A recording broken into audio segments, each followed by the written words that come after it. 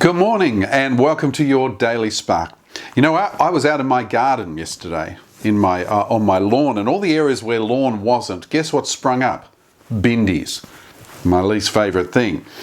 And it reminded me of Gary Smalley, who's a marriage expert, who found that weeds were sprouting all around his yard. And so he went to the hardware store and bought a bottle of weed killer. And he drenched all of the eyesores. And a day later, the weeds remained. The grass around it was brown, but the weeds remained. So he had another go, and he finished up killing more grass and not actually killing the weeds. His wife finally told him to speak with a professional, to actually talk to someone who knew what was going on before he killed their entire yard and left them with a yard full of weeds.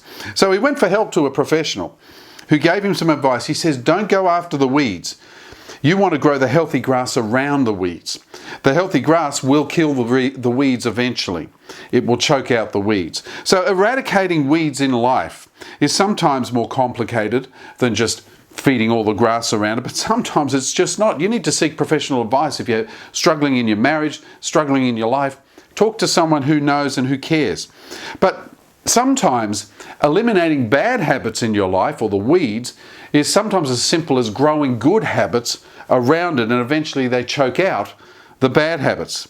This is one of the ideas behind spiritual disciplines.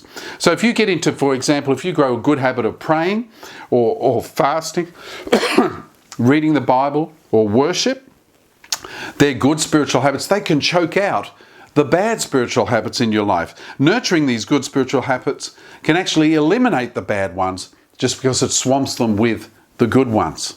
That's well worth thinking. I'm going to try it in my lawn. I hope you try it in your life too. God bless you. Have a great day. We'll see you tomorrow on Sparks.